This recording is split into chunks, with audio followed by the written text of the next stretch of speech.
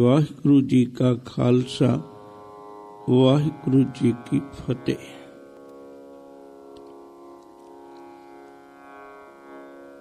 पिछलेरे दिनों विच आपां विचार दी सांझ पाई सी।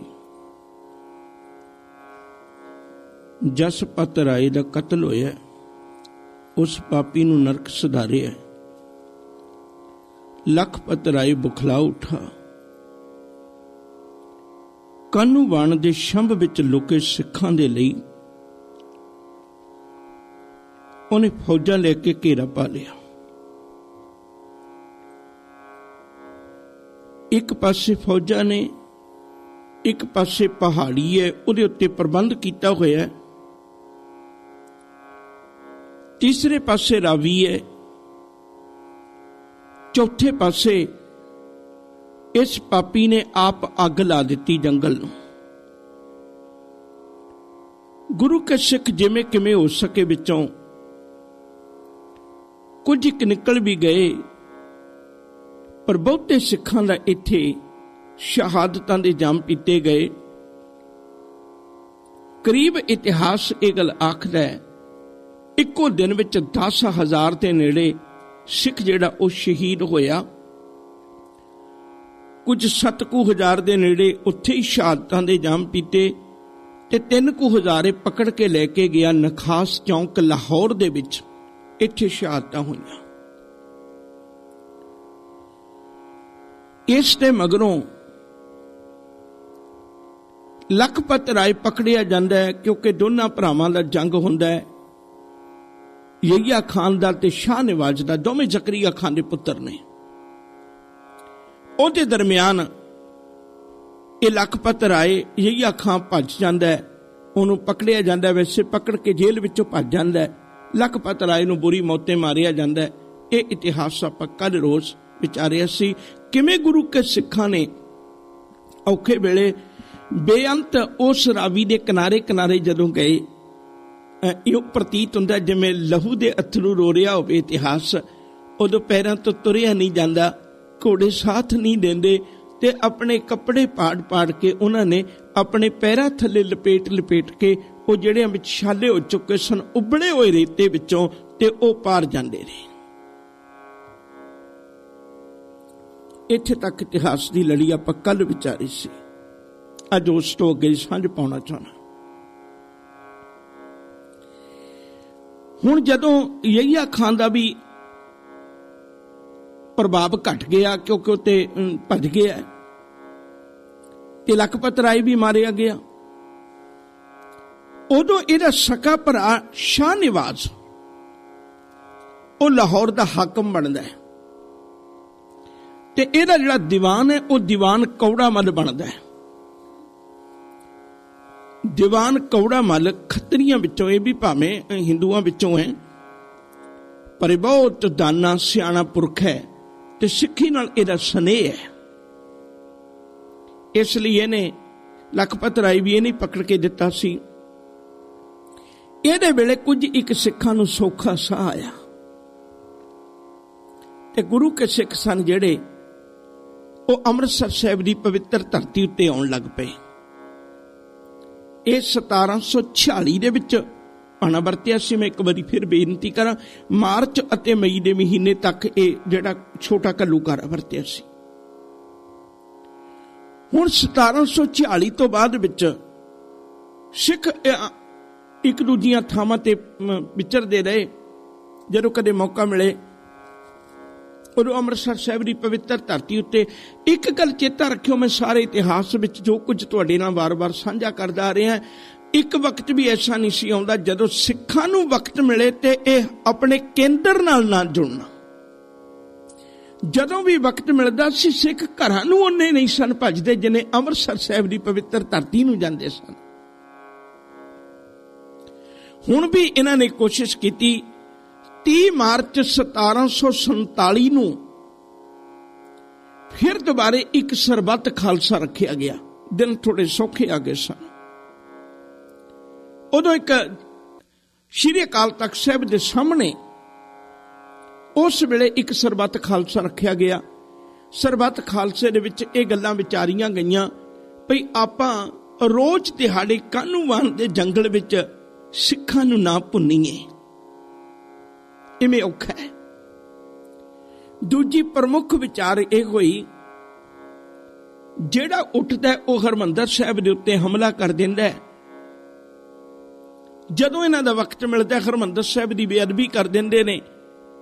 1740 ਵਿੱਚ ਜਿਹੜੀ ਮੱਸੇ ਰੰਗੜ ਨੇ ਬੇਅਦਬੀ ਕੀਤੀ ਸੀ, 11 ਅਗਸਤ 1740 ਨੂੰ ਉਹਦਾ ਸਿਰ ਵੱਢਿਆ ਗਿਆ ਸੀ।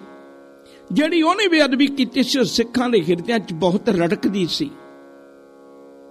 ਇਤਿਹਾਸਕ ਵਿਚਾਰਾਂ ਕਰਕੇ ਉਹਨਾਂ ਇੱਕ ਫੈਸਲਾ ਕੀਤਾ ਕਿ ਕਿੰਨਾ ਚੰਗਾ ਹੋਵੇ ਜੇ ਅਸੀਂ ਅੰਮ੍ਰਿਤਸਰ ਸਾਹਿਬ ਦੀ ਧਰਤੀ ਉੱਤੇ ਇੱਕ ਛੋਟਾ ਜਿਹਾ ਕਿਲਾ ਬਣਾਈਏ।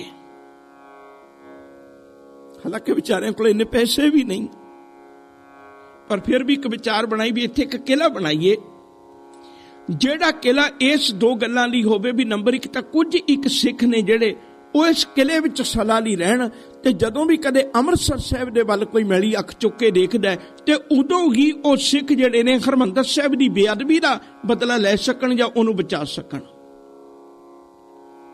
ਜਿਹੜਾ ਸਿੱਖੀ ਦੇ ਵਿੱਚੋਂ ਪਹਿਲਾ ਕਿਲਾ ਬਣ ਲੱਗੇ, ਹੁਣ ਮੈਂ ਬੇਨਤੀ ਕਰਾਂ, ਸਿੱਖਾਂ ਦੇ ਵਿੱਚੋਂ ਗੁਰੂ ਪਾਤਸ਼ਾਹ ਨੇ ਪਹਿਲਾਂ ਬਹੁਤ ਬਣਾਏ ਨੇ। ਅਨੰਦਪੁਰ ਸਾਹਿਬ ਦੀ ਧਰਤੀ ਉੱਤੇ 5 ਨੇ, ਵਕਤ ਮਿਲਿਆ ਫਿਰ ਸਹੀ। ਹੁਣ ਸਿੱਖ ਪਹਿਲਾ ਕਿਲਾ ਬਣਾਉਣ ਲੱਗੇ ਨੇ। 1747 ਦੇ ਵਿੱਚ 30 ਮਾਰਚ ਨੂੰ ਸਰਬੱਤ ਖਾਲਸਾ ਦੇ ਵਿੱਚ ਫੈਸਲਾ ਕੀਤਾ ਗਿਆ ਵੀ ਇੱਥੇ ਇੱਕ ਆਪਾਂ ਛੋਟਾ ਜਿਹਾ ਕਿਲਾ ਬਣਾਈਏ। ਕਿਲਾ ਤਾਂ ਨਾ ਬਣਾ ਸਕੇ, ਉਹਦੇ ਮਗਰੋਂ ਗੁਰੂ ਕੇ ਸਿੱਖਾਂ ਨੇ ਹਰਿਮੰਦਰ ਸਾਹਿਬ ਤੋਂ ਅੰਮ੍ਰਿਤਸਰ ਸਾਹਿਬ ਦੇ ਪਵਿੱਤਰ ਸਥਾਨ ਤੋਂ ਕਰੀਬ 1 ਮੀਲ ਦੂਰ, ਕਰੀਬ 2 ਕਿਲੋਮੀਟਰ ਦੂਰੀ ਉੱਤੇ, ਮੈਂ ਫਿਰ ਹੱਥ ਜੋੜਨ ਲੱਗਿਆ ਤੁਹਾਡੇ ਅੱਗੇ, ਤਰਸ ਕਰਿਓ ਜੇ ਆਪਣੀ ਕੌਮ ਦੇ ਉੱਤੇ। ਇੱਥੇ ਬਾਬਾ ਦੀਪ ਸਿੰਘ ਸ਼ਹੀਦ ਦਾ ਸਥਾਨ ਹੈ, ਇੱਥੇ ਰਾਮਸਰ ਹੈ। ਰਾਮਸਰ ਉਹ ਪਵਿੱਤਰ ਸਥਾਨ ਹੈ ਜਿੱਥੇ ਧੰਨ ਗੁਰੂ ਗ੍ਰੰਥ ਸਾਹਿਬ ਜੀ ਦਾ ਪਹਿਲੀ ਵਾਰੀ ਸਰੂਪ ਲਿਖਿਆ ਗਿਆ। ਗੁਰੂ ਅਰਜਨ ਪਾਤਸ਼ਾਹ ਨੂੰ ਜਗ੍ਹਾ ਕਿੰਨੀ ਪਸੰਦ ਆਈ ਹੋਵੇਗੀ ਜਦੋਂ ਹਜ਼ੂਰ ਨੇ ਘੁੰਮ ਕੇ ਉੱਥੇ ਵਿਚਰ ਕੇ ਵੇਖਿਆ ਤੇ ਉੱਥੇ ਇਕਾਂਤਵਾਸ ਤੰਬੂ ਲਾਇਆ, ਉੱਥੇ ਰੱਬ ਦੀ ਬਾਣੀ ਆ ਗ੍ਰੰਥ ਧੰਨ ਗੁਰੂ ਗ੍ਰੰਥ ਸਾਹਿਬ ਮਹਾਰਾਜ ਜੀ ਦਾ ਜਿਹੜਾ ਪਹਿਲਾ ਸਰੂਪ ਹੈ ਨਾ, ਭਾਈ ਗੁਰਦਾਸ ਜੀ ਨੇ ਲਿਖਿਆ, ਉਹ ਉਸ ਰਾਮਸਰ ਦੇ ਕੰਢੇ ਲਿਖਿਆ। ਤੇ ਇੱਥੇ ਲਾਗੇ, ਇਹਦੇ ਲਾਗੇ ਉਹ ਇੱਕ ਪਵਿੱਤਰ ਸਥਾਨ ਬਣਾਉਣ ਲੱਗੇ ਨੇ, ਕਿਲਾ ਬਣਾਉਣ ਲੱਗੇ ਨੇ। ਉਸ ਜੱਸਾ ਸਿੰਘ ਰਾਮ ਗੜੀਏ ਦੀ ਡਿਊਟੀ ਲੱਗੀ ਵੀ ਤੂੰ ਇਹ ਸਥਾਨ ਬਣਾਉਣਾ ਹੈ। ਉਦੋਂ ਗੁਰੂ ਕੇ ਸਿੱਖਾਂ ਨੇ ਮਿਹਨਤ ਕਰਕੇ ਉਹ ਜਿਵੇਂ ਕੱਚੇ ਪੱਕੇ ਵਿਚਾਰਿਆਂ ਦੇ ਪ੍ਰਬੰਧ ਹੋ ਸਕੇ, ਇੱਕ ਰਾਮ ਰੌਣੀ ਬਣਾਈ। ਉਹਦਾ ਨਾਮ ਰਾਮ ਰੌਣੀ ਹੈ ਪਹਿਲਾ ਨਾਂ, ਥੋੜਾ ਜਿਹਾ ਖਿਆਲ ਕਰਿਓ। ਰਾਮ ਸ਼ਬਦ ਦਾ ਅਰਥ ਹੈ, ਇਹ ਧੰਨ ਗੁਰੂ ਰਾਮਦਾਸ ਜੀ ਦੇ ਨਾਂ ਉੱਤੇ ਰਾਮ ਸ਼ਬਦ ਵਰਤਿਆ ਗਿਆ। ਰੌਣੀ ਸ਼ਬਦ ਦਾ ਅਰਥ ਹੁੰਦਾ 4 ਦੀਵਾਰੀ। ਰੌਣੀ ਸ਼ਬਦ ਫਾਰਸੀ ਦਾ ਹੈ, ਇਹਦਾ ਅਰਥ ਹੈ 4 ਦੀਵਾਰੀ। ਜਿਹੜਾ ਪਹਿਲਾ ਸਿੱਖਾਂ ਨੇ ਬਣਾਇਆ ਉਹ ਰਾਮ ਰੌਣੀ ਬਣਾਇਆ।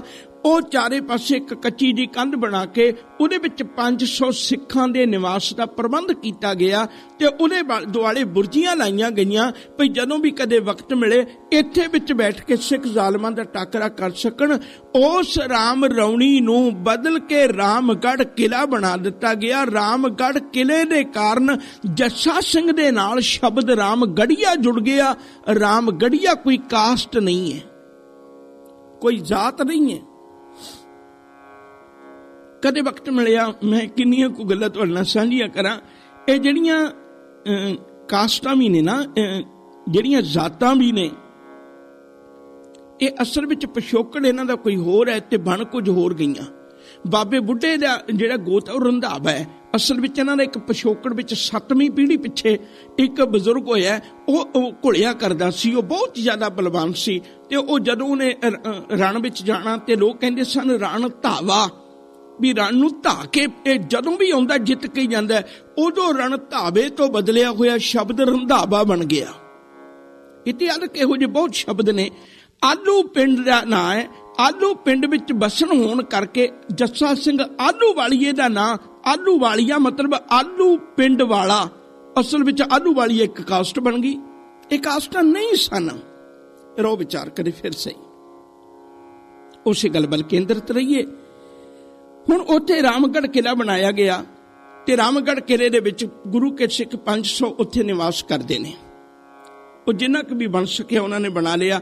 इस गल्लां नूं मद्देनज़र रख के भी दरबार साहिब दी अज तो बाद कोई जालम जिहड़ा वो बेअदबी ना कर सके, असीं इत्थे पहरा दे सकीए। हुण ये पक्ष इत्थे ही छड्ड के थोड़ा जिहा दूजा विचारना पैना। एक मैं बेनती ये भी नाल दी नाल कर दियां, क्योंकि जिहड़ी रामलीला है ना उहदे विच रावण ते राम दोवें चाहीदे ने। इकल्लियां राम नाल भी रामलीला नहीं जे बनदी, तां करके मैनूं दूजे जिहड़े सरकारी पक्ष है वह भी नाल दसना पैंदा भी वो की कर रहे सन। नहीं उस तो बिना सिखां दी जिहड़ी कुर्बानी है उहदा पता नहीं लग सकेगा। दिन रात की अहमियत नूं वधाउंदा है, रात दिन की अहमियत नूं वधाउंदी है। दोवें एक दूजे दे नाल ने। सच झूठ नूं चमकाउंदा है, झूठ सच नूं चमकाउंदा है। दोवें एक दूजे दे नाल ने, दो ही पहलू हुंदे ने हरेक सिक्के दे। मैं उसे गल वल चलना। बहुत ध्यान दे के समझो जो मैं बेनती करा, मेरी मजबूरी है क्योंकि इतिहासक पक्ष है। हुण इधरले पासे ते मैं कई बारी अर्ज कर चुका वां भी यहिया खां भज गया, शाह निवाज हाकम बनिया बैठा है। जदों शाह निवाज ने यह गल पता लगी, जदों शाह निवाज नूं इस गल दा पता लग्या भई यहिया खां जेल विचों भज गया, तां ओनूं एक डर पै गया। हुण दो तीन नां आउणे ने, वो बहुत ध्यान नाल सुणिया जी। हुण वो शाह निवाज डर गया, इस गल्लों डरिया है भी जिहड़ा यहिया खां है यह किते दिल्ली दे हाकमां नाल गंढ जोड़ ना कर लवे। क्यों? मैं बेनती करा भी जिथों ना समझ लगे तुसीं पुछ लियो, मैनूं कोई इतराज नहीं। हुण दिल्ली दे विच दो हाकम ने, एक मुहम्मद शाह रंगीला, ये ते हाकम है, ये ते राजा उस वक्त दा, पर यह अयाश है। ਇਹਦੇ थल्ले काम करने वाला उच्ची पदवी ते है कमरूद्दीन। कमरूद्दीन दा जवाई है यहिया खां। एक बार फिर दोहराना है, मुहम्मद शाह रंगीला वक्त दा हाकम है, ਉਹਦੇ थल्ले काम करने वाला भाव दूजे नंबर ते ਉਹਦੇ राज भाग नूं संभळण वाला कमरूद्दीन है।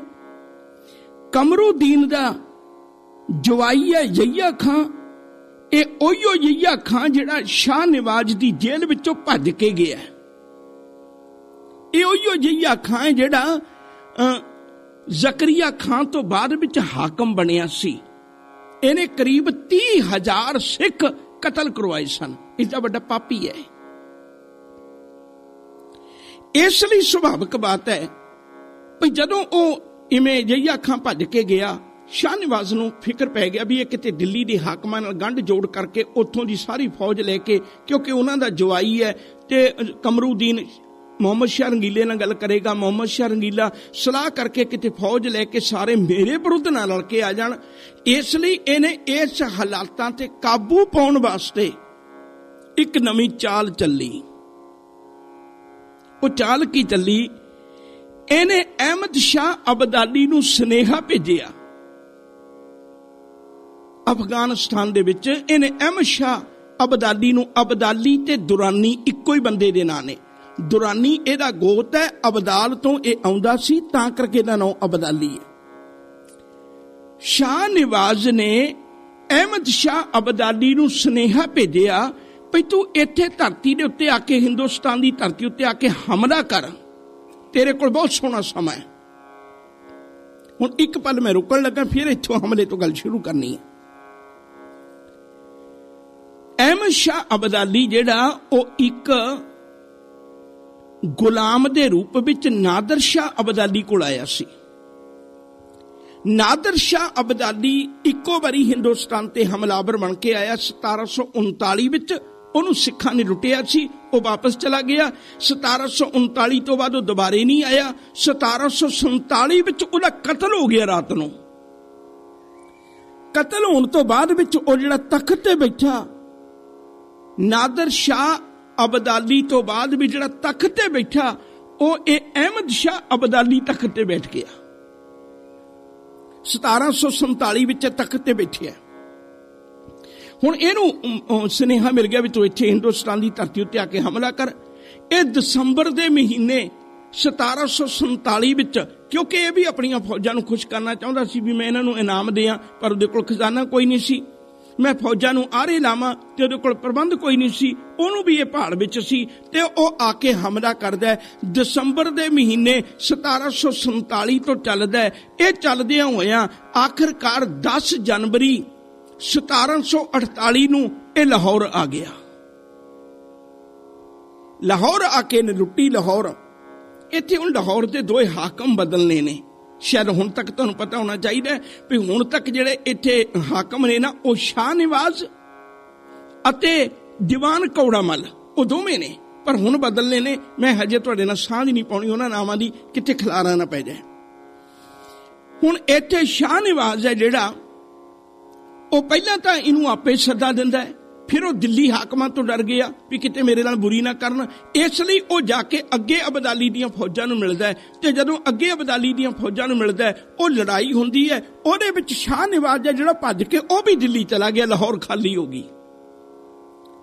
ਜਦੋਂ ਲਾਹੌਰ ਖਾਲੀ ਹੋਈ, ਇਹਨੇ ਆ ਕੇ ਅਹਿਮਦ ਸ਼ਾਹ ਅਬਦਾਲੀ ਨੇ ਪਹਿਲਾ ਜਿਹੜਾ ਆ ਕੇ ਟਿਕਾਣਾ ਕੀਤਾ ਉਹ ਲਾਹੌਰ ਕੀਤਾ। ਲਾਹੌਰ ਪਾਕਿਸਤਾਨ ਵਿੱਚ ਹੈ ਅੱਜ ਕੱਲ, ਉਸ ਵੇਲੇ ਨਹੀਂ ਸੀ। ਜਦੋਂ ਆ ਕੇ ਇਹਨੇ ਇੱਥੇ ਲਾਹੌਰ ਵਿੱਚ ਟਿਕਾਣਾ ਕੀਤਾ, ਇਹ ਉੱਥੇ 5 ਹਫ਼ਤੇ ਰਿਹਾ। 10 ਜਨਵਰੀ ਨੂੰ ਆਇਆ ਹੋਇਆ 1748 ਨੂੰ, 18 ਫਰਵਰੀ 1748 ਤੱਕ ਇਹ ਉੱਥੇ ਹੀ ਰਿਹਾ ਲਾਹੌਰ ਵਿੱਚ। ਇਹਨੇ ਰੱਜ ਕੇ ਲਾਹੌਰ ਲੁੱਟੀ ਔਰ ਇਹਨੇ ਉੱਥੇ 30 ਲੱਖ ਰੁਪਈਆ ਉਸ ਵੇਲੇ ਇਹਨੇ ਪੈਦਾ ਕੀਤਾ ਲਾਹੌਰ ਦੀ ਧਰਤੀ ਵਿੱਚੋਂ। ਸ਼ਾਹ ਨਵਾਜ਼ ਭੱਜ ਚੁੱਕਿਆ ਹੋਇਆ ਸੀ, ਹੋਰ ਕੋਈ ਸਾਧਨ ਨਹੀਂ ਸੀ। ਆਖਰ ਇਹ ਲਾਹੌਰ ਤੋਂ ਤੁਰਦਾ ਹੈ। ਲਾਹੌਰ ਤੋਂ ਤੁਰਦਾ ਹੈ, ਇਹ 18 ਫਰਵਰੀ ਨੂੰ ਉੱਥੋਂ ਤੁਰਦਾ ਹੈ 1748 ਵਿੱਚ 5 ਹਫ਼ਤੇ ਰਹਿ ਕੇ। ਤੇ ਜਦੋਂ ਉੱਥੋਂ ਤੁਰਦਾ ਹੈ, ਹੁਣ ਸਿੱਖਾਂ ਦਾ ਵਾਸਤਾ ਪੈਣ ਲੱਗਾ ਹੈ। ਮੈਂ ਹੈਰਾਨ ਹੈ, ਜਿਨ੍ਹਾਂ ਕੋਲ ਨਾ ਖਾਣ ਲਈ ਭੋਜਨ ਹੈ, ਨਾ ਰਹਿਣ ਲਈ ਕੋਈ ਘਰ ਹੈ, ਹਥਿਆਰ ਵੀ ਲੁੱਟ ਲੱਟ ਕੇ ਵਿਚਾਰੇ ਪੈਦਾ ਕਰਦੇ ਨੇ। ਇਹਨਾਂ ਕੋਲ ਹਥਿਆਰਾਂ ਕੋਲ ਫੈਕਟਰੀਆਂ ਦੇ ਵਿੱਚੋਂ ਜਾ ਕੇ ਹਥਿਆਰ ਲੈਣ ਦਾ ਵੀ ਵਕਤ ਨਹੀਂ, ਨਾ ਕੋਈ ਪੈਸਾ ਕੋਲ। ਫਿਰ ਵੀ ਰੱਬ ਜਾਣੇ ਕਿਹੜੀ ਗੱਲੋਂ ਚੜ੍ਹਦੀ ਕਲਾ ਚ ਰਹਿੰਦੇ ਸਨ। ਗੁਰੂ ਕੀ ਬਾਣੀ ਪੜ੍ਹਨੀ, ਦਿਨੌਤ ਬੰਧਨ ਅਨਕ ਬਾਰ, ਸਰਬ ਕਲਾ ਸਮਰੱਥ ਡੋਲਨ ਤੇ ਰਾਖੋ ਪ੍ਰਭੂ ਨਾਨਕ ਦੇ ਕਰ ਹੱਥ। ਹਰ ਵਕਤ ਤੂੰ ਮੇਰੋ ਮੇਰ ਪਰਬਤ ਸੁਆਮੀ, ओट गई मैं तेरी, ना तुम डोलो ना हम गिरते, रख लीनी हर मेरी, अब तब जब कब तू ही, हम तो प्रसाद सुखी सदही। तेरे भरोसे रब दे चरनां विच जुड़े रहना। हुण देखो अहमद शाह अब्दाली जिहड़ा लुट लुट के सारियां नूं सिद्धे करदा हुंदा, शाह निवाज वर्गे भज गए। ਉਹ ਜਦੋਂ 18 ਫਰਵਰੀ ਨੂੰ ਲਾਹੌਰ ਤੋਂ ਚੱਲਿਆ ਤੇ ਆਖਿਰਕਾਰ ਇਹ 21-22 ਤਰੀਕ ਨੂੰ ਇਹਨੇ ਵਿੱਚੋਂ ਆ ਕੇ 21-22 ਤਰੀਕ ਨੂੰ ਵਿੱਚੋਂ ਸਰਹੰਦ ਨੂੰ ਵੀ ਆਉਂਦਾ ਆਇਆ। 21-22 ਤਰੀਕ ਨੂੰ ਇਹ ਕਰੀਬ ਨੂਰਦੀਨ ਦੀ ਸਰਾਂ, ਹੁਣ ਨੂਰਦੀਨ ਦੀ ਸਰਾਂ ਤਾਂ ਆਪਾਂ ਕਈ ਵਾਰੀ ਸੁਣ ਲਿਆ ਹੈ ਨਾ, ਤੇ ਹੁਣ ਮੈਂ ਬੇਨਤੀ ਕਰਾਂ ਵੀ ਜਦੋਂ ਵਕਤ ਮਿਲਿਆ ਤੇ ਤਰਨਤਾਰਨ ਸਾਹਿਬ ਦੇ ਬਿਲਕੁਲ ਲਾਗੇ ਹੈ।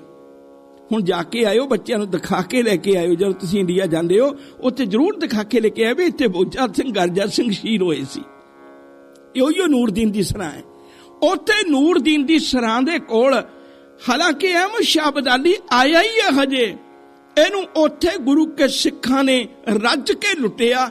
ਜਿਹੜਾ ਇਹ ਲਾਹੌਰ ਤੋਂ ਲੁੱਟ ਕੇ ਲੈ ਕੇ ਆਇਆ ਸੀ ਨਾ 30 ਲੱਖ ਰੁਪਈਆ, ਉਹਦੇ ਵਿੱਚੋਂ ਬਹੁਤਾ ਲੁੱਟਿਆ ਤੇ ਕੁਝ ਇੱਕ ਘੋੜੇ, ਕੁਝ ਇੱਕ ਹਥਿਆਰ, ਸਾਰਾ ਕੁਝ ਲੁੱਟ ਲਟਾ ਕੇ ਗੁਰੂ ਕੇ ਸਿੱਖ, ਉਹਨਾਂ ਨੂੰ ਪਤਾ ਲੱਗੇ ਵੀ ਹੁਣੇ ਚੰਗੀ ਨਹੀਂ ਗੁਜ਼ਾਰੇਗਾ। ਉਹ ਸਿੱਖ ਸਨ ਜਿਹੜੇ ਉਹ ਕਲਾਨੌਰ ਗੁਰਦਾਸਪੁਰ ਦੇ ਇਲਾਕੇ 'ਚ, ਗੁਰਦਾਸਪੁਰ ਦੇ ਇਲਾਕੇ 'ਚ ਕਲਾਨੌਰ ਤੇ ਦੁਆਬਾ ਉਹਦੇ ਵੱਲ ਭੱਜ ਗਏ। ਅਹਿਮਦ ਸ਼ਾਹ ਅਬਦਾਲੀ ਉੱਥੋਂ ਫਿਰ ਤੁਰਿਆ।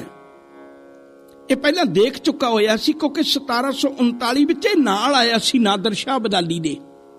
ਇਹ ਸਾਰਾ ਕੁਝ ਹਾਲਾਤ ਵੇਖ ਚੁੱਕਾ ਹੋਇਆ ਸੀ, ਇਹਨੂੰ ਸਿੱਖਾਂ ਦਾ ਕੁਝ ਨਾ ਕੁਝ ਪਤਾ ਸੀ। ਇੱਥੋਂ ਇਹ ਅੱਗੇ ਚੱਲਦਾ ਹੈ। 25 ਫਰਵਰੀ ਨੂੰ ਇੱਥੇ ਪਹੁੰਚਦਾ ਹੈ ਸਰਹੰਦ ਵਿੱਚ। ਸਰਹੰਦ ਉਦੋਂ ਬੜਾ ਵੱਡਾ ਸ਼ਹਿਰ ਹੁੰਦਾ ਸੀ, ਅੱਜ ਤਾਂ ਉੱਜੜ ਗਿਆ। ਜਿੱਥੇ ਬੱਚੇ ਸ਼ਹੀਦ ਕੀਤੇ ਨੇ ਅਸਲ ਵਿੱਚ ਉਹ ਸਰਹੰਦ ਹੈ। ਅੱਜ ਉਹ ਉੱਜੜ ਗਿਆ, ਫਿਰ ਉਜਾੜ ਦਿੱਤਾ ਸੀ ਬਾਬਾ ਬੰਦਾ ਸਿੰਘ ਬਹਾਦਰ ਦੇ ਵੇਲੇ, ਉਹ ਵੱਖਰਾ ਵਸਿਆ, ਗੱਲ ਵੱਖਰੀ ਹੈ। ਇੱਥੋਂ ਫਿਰ ਦੁਬਾਰੇ अहमद शाह अब्दाली चलता है, ये 11 मार्च नूं 1748 विच आके दिल्ली हमला करता है। दिल्ली जदों आउंदा है ते मुहम्मद शाह रंगीला तां याश सी, उन्होंने तो पता ही कख नहीं, ते ओ जिहड़ा कमरूद्दीन सी उदों नमाज अदा कर रहा सी। जदों इहने पहला गोला दागिया, जदों अहमद शाह अब्दाली ने पहला गोला दागिया, उदों ओ नमाज पढ़ रहा सी ते नमाज पढ़दियां उहदे ओ गोला लग्गिया ते ओ मर गया। उहदा पुत्तर है। हुण एक ना होर बहुत खास आउण लगा, मैं बेनती करा, ये अगे सानू इतिहास विच बड़ी बरी दी लोड़ पैनी है। मयून दीन एदा असल विच ना है, पर एदा ना जिहड़ा मशहूर है वो मशहूर है मीर मन्नू। इहो पापी है जिहड़ा सिख इस्त्रियां दे छाती उत्ते सवा सवा मन दा पत्थर रखदा सी। इहो पापी है जिन्हें अपनी उस कचहरी दे विच, जिन्हें अपनी जेल दे विच बीबियां नूं खन्नी खन्नी रोटी ते गुजारा करन ते मजबूर कीता ते चक्कियां पिहाउंदा सी। ते नाल इहो पापी है मीर मन्नू जिहदे वेले सिख बीबियां सिख बच्चियां अपने गलां विच अपने पुत्रां दे टोटे करवा के हार पाउंदियां सन। इहो है मीर मन्नू। हुण इहदा इतिहास नाल संबंध जुड़न लगा है। कमरूद्दीन का पुत्र है। कमरूद्दीन मुहम्मद शाह रंगीले का उच्च पदवी का करिंदा है, नौकर है। मीर मन्नू ने एक चाल खेडी, उन्हें पता लग गया भी मेरा पिता चढ़ाई कर गया, मर गया है कमरूद्दीन। उन्हें उन्होंने सराहने ला के, हाथी उत्ते बिठा के सराहने ला के इस तरह ले आंदा भी जिवें ओ फौज नूं कमांड दे दिया होवे। मीर मन्नू उन्हें पता सी भी जे किते ऐसा ना होया ते हो सकता है अहमद शाह अब्दाली दी फौज मैनू लुट के खा जाएगी। बड़े तकड़े सन लड़न विच जिहड़े अब्दाली सन अफगानी। अज भी तुसी देखो, मेरा कहना तो फर्ज नहीं बनता, अज भी देखो अफगानिस्तान ने सारी दुनिया के नक विच साह किया होया है, लेकिन वह अफगानी गुरु के सिखां अगे किवें भजदे सन। जो जो अगे आया तुहाडे नाल सांझ पावांगा, किवें तरले करदे सन उह सिखां दे। इस वेले जदों उन्हें मीर मन्नू ने अपने बापू नूं हाथी ते बिठा के सराहने ला के ते उन्हें अपने वल्लों जंग विच ले आंदा, ते उस वेले अहमद शाह अब्दाली दी किस्मत माड़ी, उन साथ नहीं दिता किस्मत ने। हालांकि वह जित रहा है, उहदा हथ उत्ते है, मीर मन्नू हार दे है, उहदियां फौजां कोल इन्नी ताकत नहीं भी वह जित सके। उदों अचानक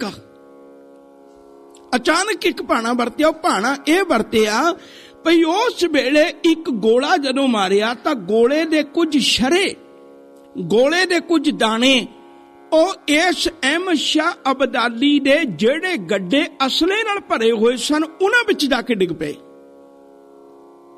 ਤੇ ਜਦੋਂ ਉਹਨਾਂ ਵਿੱਚ ਡਿੱਗੇ ਜਾ ਕੇ ਉਹ ਅਸਲਾ ਚੱਲ ਪਿਆ ਜਿਹੜੇ ਤੀਰ ਸਨ ਤੀਰ ਵੀ ਚੱਲ ਪਏ ਜਿਹੜੀਆਂ ਗੋਲੀਆਂ ਸਨ ਗੋਲੀਆਂ ਚੱਲ ਪਈਆਂ ਜਿਹੜੇ ਗੋਲੇ ਸਨ ਉਹ ਗੋਲੇ ਚੱਲ ਪਏ ਇਹਦੀ ਫੌਜ ਵਿੱਚ ਬੜੀ ਭੱਜ ਦੌੜ ਮਚ ਗਈ ਕਿਉਂਕਿ ਉਹ ਜਿਹੜਾ ਅਸਲਾ ਸੀ ਉਹ ਹੈ ਤਾਂ ਇਹਦੀ ਫੌਜ ਵਿੱਚ ਹੀ ਸੀ ਉਹ ਸਾਰਾ ਉਹ ਭੱਜ ਦੌੜ ਮਚ ਗਈ ਤੇ ਇਹਨੂੰ ਸੰਭਾਲਣਾ ਔਖਾ ਹੋ ਗਿਆ ਆਖਰਕਾਰ उस वेले हारदा होया मीर मन्नू जितदा होया अहमद शाह अब्दाली एदी किस्मत ने साथ ना देन करके एदी फौज इन्नी कटाबड्डी विच उत्थे बर्बाद हो गई ते उस विच असले विच मारी गई ते ए उत्थों भज उठिया ते इहने वापस परतना शुरू कर दिता वापस आया कुछ दिन लाहौर रुकिया एक दो दिन ही लाहौर रुकिया ते मुड़ के उत्थों फिर तुर पिया हुण फिर ध्यान दिओ जदों मुड़ के मैं वापस जा रहा सी तां उन्हां दिनां विच गुरु के सिखां ने बहुत ध्यान देण योग बात है 26 मार्च नूं इहनूं 1748 नूं फिर दोबारे इहनूं मुड़े जांदे नूं चनाब दे किनारे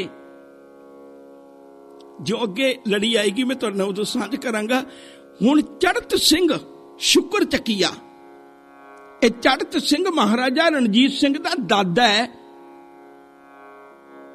इस ਚੜਤ ਸਿੰਘ ਨੇ ਉਸ ਅਬਦਾਲੀ ਨੂੰ ਚਨਾਬ ਤੋਂ ਪਾਰ ਤੱਕ ਭਜਾ ਕੇ ਆਂਦਾ। ਐਡੀ ਸੂਰਮਾ ਸੀ ਇਹਨੇ ਸਾਹਮਣੇ ਨਹੀਂ ਸੀ ਖਲੋ ਸਕਦਾ ਅਬਦਾਲੀ। ਅਹਿਮਦ ਸ਼ਾਹ ਅਬਦਾਲੀ ਨੂੰ ਇਹਨਾਂ ਨੇ ਉੱਥੋਂ ਭਜਾ ਕੇ ਆਂਦਾ ਤੇ ਉਹਦੇ ਕੋਲੋਂ ਕੁਝ ਇੱਕ ਸਾਜੋ ਸਮਾਨ ਵੀ ਲੁੱਟਿਆ। ਫਿਰ ਗੁਰੂ ਕੇ ਸਿੱਖ ਜਦੋਂ ਇੱਧਰਲੇ ਪਾਸੇ ਸਾਰਾ ਕੁਝ ਹੋ ਰਿਹਾ ਸੀ ਤਾਂ ਉਹਨਾਂ ਦਿਨਾਂ ਦੇ ਵਿੱਚ ਇੱਕ ਟੁਕੜਾ ਫੌਜ ਦਾ ਇਹਦੇ ਮਗਰ ਲੱਗਿਆ ਹੋਇਆ। ਚੜਤ ਸਿੰਘ ਸ਼ੁਕਰ ਚੱਕੀਆ। ਦੂਜੇ ਪਾਸੇ ਆ ਜਾਈਏ, ਅੰਮ੍ਰਿਤਸਰ ਸਾਹਿਬ ਦੀ ਧਰਤੀ ਦੇ ਉੱਤੇ ਜਦੋਂ ਇਹ ਪਤਾ ਲੱਗਿਆ ਸੀ ਵੀ ਅਹਿਮਦ ਸ਼ਾਹ ਅਬਦਾਲੀ ਆ ਰਿਹਾ ਹੈ, ਉਦੋਂ ਗੁਰੂ ਕੇ ਸਿੱਖ ਸਨ ਜਿਹੜੇ ਆਪਣੇ ਪਰਿਵਾਰਾਂ ਨੂੰ, ਕੁਝ ਇੱਕ ਨੂੰ ਅੰਮ੍ਰਿਤਸਰ ਸਾਹਿਬ, ਕੁਝ ਇੱਕ ਨੂੰ ਗੁਰਦਾਸਪੁਰ ਤੇ ਇਤਿਆਦਿ ਕੋ ਚੰਗੇ ਚੰਗੇ ਟਿਕਾਣਾ ਤੇ ਆਪਣਾ ਪਰਿਵਾਰਾਂ ਨੂੰ ਛੱਡ ਕੇ ਆਪ ਫਿਰ ਜੰਗਲੀ ਚਲੇ ਗਏ ਸਨ। ਜਦੋਂ ਉਹਨਾਂ ਨੂੰ ਪਤਾ ਲੱਗਿਆ ਉਹ ਗੁਰੂ ਕੇ ਸਿੱਖ ਵਾਪਸ ਆ ਗਏ ਤੇ ਉਹਨਾਂ ਨੇ ਇਸ ਹਫੜਾ ਦਬੜੀ ਦੇ ਵਿੱਚ ਵੀ ਅਹਿਮਦ ਸ਼ਾਹ ਅਬਦਾਲੀ ਜਾ ਰਿਹਾ ਹੈ। ਸ਼ੁਕਰ ਸਿੰਘ ਇਧਰਲੇ ਪਾਸੇ ਚੜਤ ਸਿੰਘ ਸ਼ੁਕਰ ਚੱਕੀਆ ਅਬਦਾਲੀ ਨੂੰ ਭਜਾਉਣ ਲੱਗ ਪਿਆ। ਦੂਜੇ ਪਾਸੇ ਅੰਮ੍ਰਿਤਸਰ ਸਾਹਿਬ ਦੀ ਧਰਤੀ ਉੱਤੇ ਨਵਾਬ ਕਪੂਰ ਸਿੰਘ, ਜੱਸਾ ਸਿੰਘ ਆਲੂਵਾਲੀਆ, ਇਹ ਸਾਰਿਆਂ ਨੇ ਇਕੱਠੇ ਹੋ ਕੇ ਅੰਮ੍ਰਿਤਸਰ ਤੇ ਹੱਲਾ ਕਰ ਦਿੱਤਾ। ਅੰਮ੍ਰਿਤਸਰ ਸਾਹਿਬ ਦੇ ਵਿੱਚ ਉਸ ਵੇਲੇ ਦਾ ਹਾਕਮ ਹੈ ਸਲਾਮਤ ਖਾਨ। ਸਲਾਮਤ ਖਾਨ ਨੂੰ ਇਹਨਾਂ ਨੇ ਜਾ ਕੇ, ਉਹ ਲੜਾਈ ਹੋਈ, ਲੜਾਈ ਦੇ ਵਿੱਚ ਸਲਾਮਤ ਖਾਨ ਦਾ ਸਿਰ ਜਿਹੜਾ ਉਹ ਜੱਸਾ ਸਿੰਘ ਆਲੂਵਾਲੀਏ ਨੇ ਵੱਢ ਦਿੱਤਾ। ਫੌਜ ਭੱਜ ਉੱਠੀ। ਜਦੋਂ ਹਾਕਮ ਮਰ ਜਾਂਦਾ ਸੀ ਨਾ ਉਦੋਂ ਫਿਰ ਕੋਈ ਚਾਰਾ ਨਹੀਂ ਸੀ ਹੁੰਦਾ ਤੇ ਉਦੋਂ ਫੌਜ ਭੱਜ ਉੱਠੀ। ਇੱਕ ਮੈਂ ਨਿੱਕੀ ਦੀ ਗੱਲ ਵਿੱਚੋਂ ਕਹਿਣ ਲੱਗਾ, ਆਪਾਂ ਅੱਗੇ ਜਾ ਕੇ ਵਿਚਾਰਾਂਗੇ, ਸਿਰਫ ਛੋਟੀ ਜੀ ਬੇਨਤੀ ਕਰਨ ਲੱਗਾ। ਇਹਨਾਂ ਦੀ ਫੌਜ ਦਾ ਜਦੋਂ ਵੀ ਕੋਈ ਮੁਖੀਆ ਮਰ ਜਾਂਦਾ ਸੀ ਨਾ, ਫੌਜ ਮੁੜ ਕੇ ਲੜ ਨਹੀਂ ਸੀ ਸਕਦੀ। ਹੁਣ ਸਿੱਖਾਂ ਦਾ ਇਤਿਹਾਸ ਇੱਕ ਛੋਟੀ ਜਿਹੀ ਝਲਕ ਦਿਖਾਉਣ ਲੱਗਾ ਵਿੱਚੋਂ। ਸ਼ਾਮ ਸਿੰਘ ਅਟਾਰੀ ਵਾਲਾ ਵਿੱਚੋਂ ਬੇਨਤੀ ਕਰਨ ਲੱਗੇ, ਲੜੀ ਚ ਨਹੀਂ ਹੈ। ਸ਼ਾਮ ਸਿੰਘ ਅਟਾਰੀ ਵਾਲਾ, ਇਹ ਅਟਾਰੀ ਰਹਿੰਦਾ ਸੀ ਪਾਕਿਸਤਾਨ ਦੇ ਬਿਲਕੁਲ ਲਾਗੇ ਹੈ ਹਿੰਦੁਸਤਾਨ ਚ। ਇਹਨੂੰ ਮਹਾਰਾਣੀ ਜਿੰਦਾ ਇੱਕ ਚਿੱਠੀ ਲਿਖਦੀ ਹੈ। ਜਦੋਂ ਫੇਰੂ ਦੀ ਜੰਗ, ਮੁਦਕੀ ਦੀ ਜੰਗ, ਦੋ ਜੰਗਾਂ ਹਾਰ ਗਏ ਸਿੱਖ, ਤੇਜਾ ਸਿੰਘ ਤੇ ਲਾਲ ਸਿੰਘ ਪਾਪੀ ਹਰਾ ਰਿਹਾ ਜੰਗਾਂ, ਗਦਾਰ ਇੱਕ ਨੰਬਰ ਦਾ, ਉਦੋਂ ਮਹਾਰਾਣੀ ਜਿੰਦਾ ਇੱਕ ਚਿੱਠੀ ਲਿਖਦੀ ਹੈ। ਕਹਿਣ ਲੱਗੀ, ਉਹ ਬੁੱਢਿਆ ਸ਼ੇਰਾ, ਕਦੇ ਮਹਾਰਾਜਾ ਰਣਜੀਤ ਸਿੰਘ ਨਾਲ ਮੋਢਾ ਲਾਉਣ ਵਾਲਿਆ, ਤੇ ਉਦੋਂ ਤੂੰ ਹੁਣ ਮਹਾਰਾਜਾ ਰਣਜੀਤ ਸਿੰਘ ਦੀ ਆਤਮਾ ਤੈਨੂੰ ਪੁਕਾਰਦੀ ਹੈ। ਜਿਹੜਾ ਰਾਜ ਤੁਸੀਂ ਕਦੇ ਹੱਥੀ ਬਣਾਇਆ ਸੀ ਉਹ ਗਦਾਰਾਂ ਕਰਕੇ ਉੱਜੜ ਚੱਲਿਆ। ਜੇ ਤੇਰੇ ਅੰਦਰ ਕੋਈ ਅਣਖ, ਗੈਰਤਾ, ਵੀਰਤਾ ਹੈ ਤਾਂ ਵਾਪਸ ਪਰਤ। ਸ਼ਾਮ ਸਿੰਘ ਅਟਾਰੀ ਵਾਲਾ ਸੁਨੇਹਾ ਭੇਜਦਾ ਹੈ, ਮਹਾਰਾਣੀ ਜਿੰਦਾ, ਤੇਰੇ ਰਾਜ ਵਿੱਚੋਂ ਮੈਨੂੰ ਧਿਆਨ ਸਿੰਘ ਡੋਗਰੇ ਨੇ ਬੇਇੱਜ਼ਤ ਕਰਕੇ ਭੇਜਿਆ ਸੀ ਤੇ ਮੈਂ ਹੁਣ ਲਾਹੌਰ ਨਹੀਂ ਆਉਣਾ, ਮੈਂ ਤੇਰੇ ਰਾਜ ਵਿੱਚ ਨਹੀਂ ਆਉਣਾ, ਪਰ ਤੂੰ ਮੈਨੂੰ ਇਹ ਦੱਸ ਵੀ ਮੈਂ ਕਿੱਥੇ ਪਹੁੰਚਾਂ, ਕਿਹੜੇ ਜੰਗ ਵਿੱਚ ਪਹੁੰਚਾਂ, ਮੈਂ ਉੱਥੇ ਜ਼ਰੂਰ ਆਵਾਂਗਾ। ਉਹਨੇ ਬਚਨ ਆਖਿਆ ਵੀ ਸੁਭਰਾਵਾਂ ਦੀ ਜੰਗ ਹੈ ਤੇ ਉੱਥੇ ਜਾਣਾ ਹੈ। ਉਹ ਸੁਭਰਾਵਾਂ ਦੀ ਜੰਗ ਨੂੰ ਚੱਲਿਆ। ਹੁਣ ਜਦੋਂ ਘਰੋਂ ਤੁਰਨ ਲੱਗਿਆ ਤੇ ਉਹਦੀ ਘਰ ਵਾਲੀ ਉਹਦੀ ਬਾਂਹ ਪਕੜਦੀ ਹੈ। ਕਹਿਣ ਲੱਗੀ, ਸਰਦਾਰਾ, ਸਿੱਖੀ ਦੀ ਖਾਤਰ ਜਿੰਨੀਆਂ ਕੁਰਬਾਨੀਆਂ ਕਰਦਾ ਰਿਹਾ, ਅੱਜ ਤੱਕ ਮੈਂ ਤੇਰੀ ਬਾਂਹ ਨਹੀਂ ਪਕੜੀ, ਪਰ ਅੱਜ ਤੇਰੀ ਬਾਂਹ ਪਕੜਨ ਲੱਗੀ। ਮੈਂ ਤੈਨੂੰ ਬੇਨਤੀ ਕਰਨੀ ਹੈ, ਤੂੰ ਜੰਗ ਵਿੱਚ ਨਾ ਜਾ। ਹੁਣ ਉਹਨਾਂ ਬੁੱਢੇ ਹੱਡਾਂ ਵਿੱਚ ਜੋਸ਼ ਨਹੀਂ ਹੈ। ਹੁਣ ਤੂੰ ਜੰਗ ਵਿੱਚ ਜਿੱਤ ਕੇ ਨਹੀਂ ਆ ਸਕਦਾ। ਤੇਰੀ ਉਮਰ ਦੱਸਦੀ ਹੈ, ਹਾਲਾਤ ਦੱਸਦੇ ਨੇ, ਤੂੰ ਰਹਿਣ ਦੇ, ਹੁਣ ਨਾ ਜਾ। ਘਰ ਵਾਲੀ ਨੂੰ ਬੜੀ ਨੀਚ ਲਾ ਕੇ ਤੱਕਦਾ। ਕਹਿਣ ਲੱਗੇ, ਭਗਵਾਨੇ, ਜੇ ਹੁਣ ਤੱਕ ਨਹੀਂ ਨਾ ਰੋਕਿਆ ਤੇ ਫਿਰ ਹੁਣ ਬਿਨਾ ਰੋਕ। ਮੈਨੂੰ ਮੌਤ ਤੋਂ ਵੱਧ ਦੁਖਦਾਈ ਲੱਗੇਗੀ ਵੀ ਮੈਨੂੰ ਕਦੇ ਵੰਗਾਰ ਪਾਈ ਸੀ ਕਿਸੇ ਨੇ ਤੇ ਸੂਰਮੇ ਨੇ ਵੰਗਾਰ ਨਹੀਂ ਸੀ ਸਹਾਰੀ ਤੇ ਮੈਂ ਘਰ ਰੁਲ ਕੇ ਮਰ ਗਿਆ ਸੀ। ਮੈਨੂੰ ਹੁਣ ਰੋਕ ਨਾ। ਮੈਨੂੰ ਪਤਾ ਹੈ ਮੇਰੇ ਹੱਡ ਬੁੱਢੇ ਨੇ, ਮੈਨੂੰ ਪਤਾ ਹੈ ਮੈਂ ਬਜ਼ੁਰਗ ਹੋ ਗਿਆ, ਚਿੱਟੀ ਮੇਰੀ ਦਾੜੀ ਹੈ, ਸਫੈਦ ਮੇਰੀ ਦਾੜੀ ਹੈ, ਪਰ ਮੇਰੇ ਬਸ ਦੀ ਬਾਤ ਨਹੀਂ, ਮੈਂ ਚੱਲਿਆ। ਘਰ ਵਾਲੀ ਕਹਿਣ ਲੱਗੀ ਵੀ ਐਸ ਉਮਰੇ ਕੋਈ ਨਿਸ਼ਾਨੀ। ਸੂਰਮੇ ਨੇ ਆਪਣੀ ਤੇਗ ਕੱਢੀ ਹੈ, ਤੇਗ ਕੱਢ ਕੇ ਉਹਨੂੰ ਮਿਆਨ ਪਕੜਾਇਆ। ਕਹਿਣ ਲੱਗੇ ਲੈ ਆ ਮਿਆਨ ਪਕੜ ਕੇ ਰੱਖੀ, ਇਹਨੂੰ ਮਿਆਨ ਨੂੰ ਸੰਭਾਲ ਕੇ ਰੱਖੀ।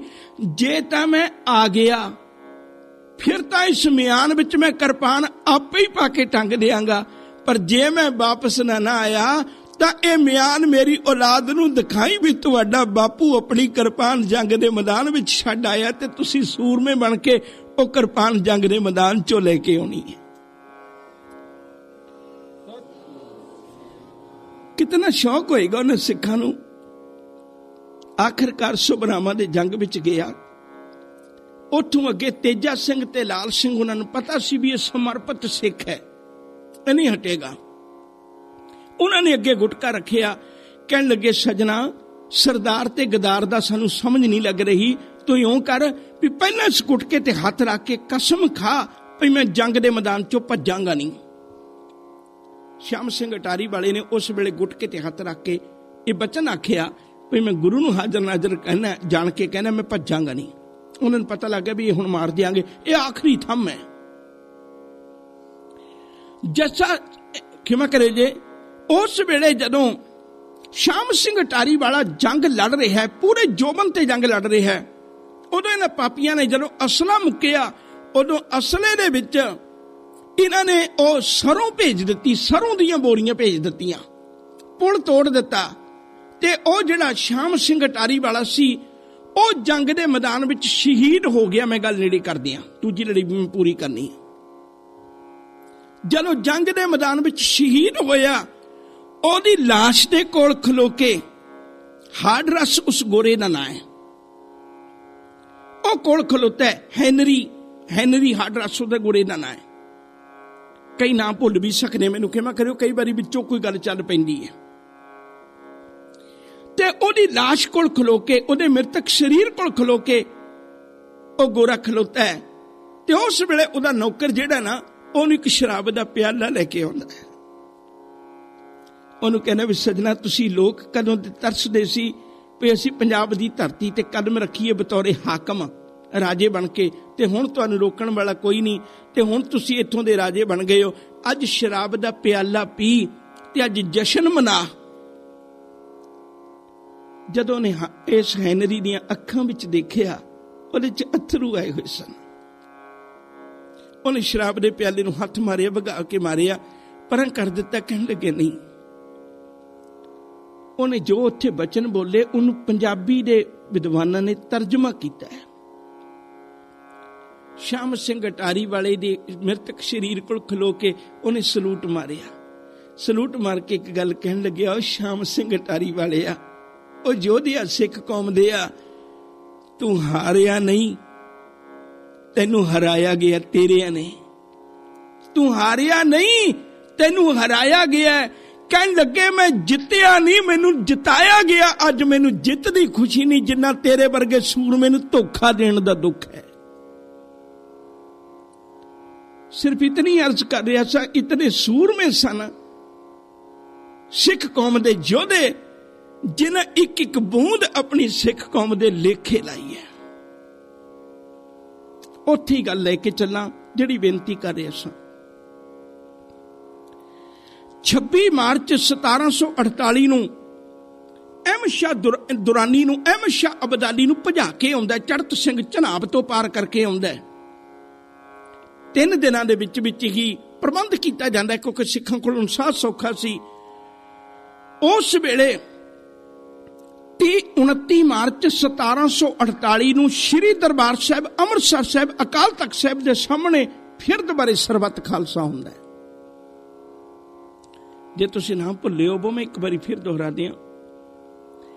30 ਮਾਰਚ 1747 ਨੂੰ ਪਹਿਲਾ ਸਰਬੱਤ ਖਾਲਸਾ ਹੋ ਕੇ ਹਟਿਆ, 1 ਸਾਲ ਪਹਿਲਾਂ, ਉਦੋਂ ਜਦੋਂ ਰਾਮ ਰੌਣੀ ਬਣਾਈ ਹੈ, ਰਾਮਗੜ੍ਹ ਕਿਲਾ ਬਣਾਇਆ। ਸਾਲ ਬਾਅਦ 29 ਮਾਰਚ 1748 ਨੂੰ ਫਿਰ ਦੁਬਾਰੇ ਹੁਣ ਉੱਥੇ ਸਰਬੱਤ ਖਾਲਸਾ ਫਿਰ ਬੁਲਾਇਆ ਗਿਆ। ਉਸ ਸਰਬੱਤ ਖਾਲਸੇ ਦਾ ਜਿਹੜਾ ਮੁਖੀ ਹੈ ਉਹ ਨਵਾਬ ਕਪੂਰ ਸਿੰਘ ਹੈ।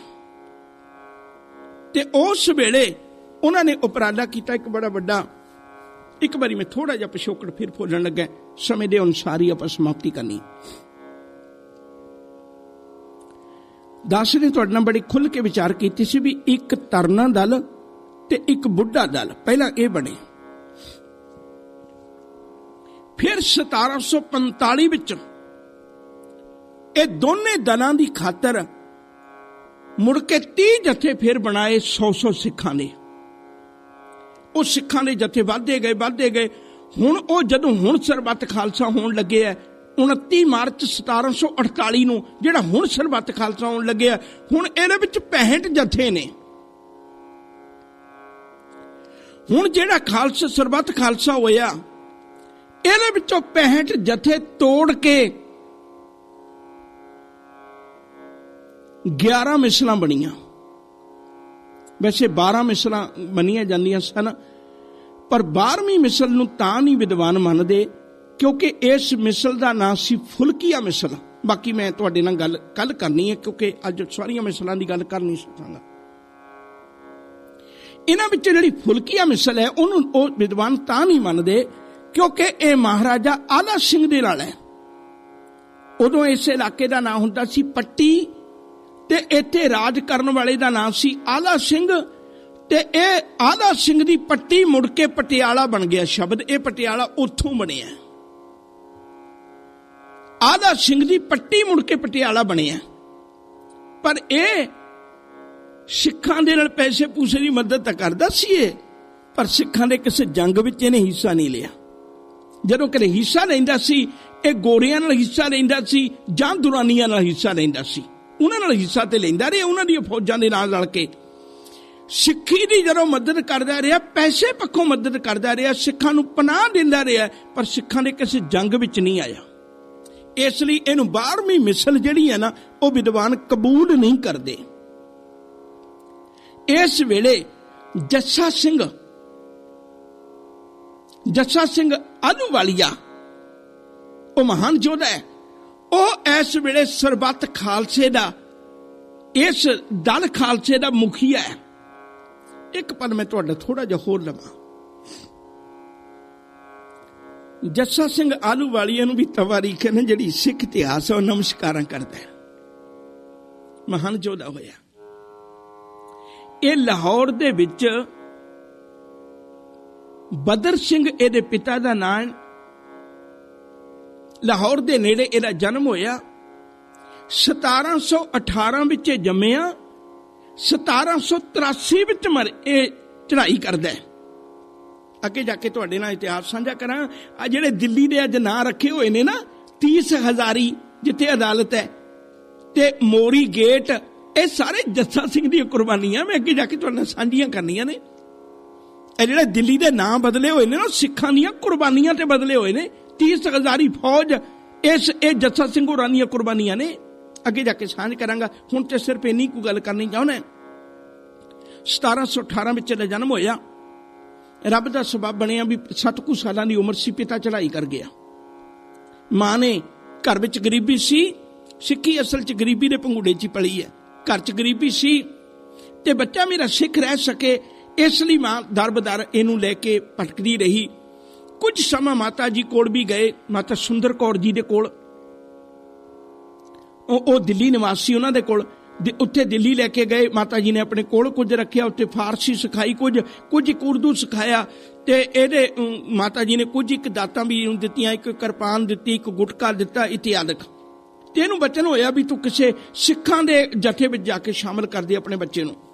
मां लैके आ गई ते मां कई जथियां दे कई थावां दे उत्ते भटक रही है, पर मां नूं कुछ मिलिया नहीं ठिकाना। ते एक दिन अचानक नवाब कपूर सिंह दा दरबार लग्या होया। उस दिन सिख इकट्ठे होई बैठे ने ते धन गुरु ग्रंथ साहिब महाराज जी दा प्रकाश होया ते गुरु के सिख उत्ते बैठे ने। ते उत्थे इस मां ने आके एक तरला लिया, कहन लगी बई जथेदार जी मैं अपने बच्चे दे कोल एक शब्द पढ़वाउणा है, तुसीं वक्त दे सकदे हो? उन्हें आख्या कोई गल नहीं, आओ बच्चे ने शब्द पढ़वाओ। बच्चे ने शब्द पढ़िया। इसे जस्सा सिंह ने, इसे जस्सा सिंह आलू पिंड का नाम है। इन्हें उत्थे शब्द पढ़िया। नवाब कपूर सिंह उठ के खलो गया, कहन लगे मां मैनू सिख कौम ने बड़ा कुछ दिता, मैनू कदे अधूरा नहीं छड्डिया।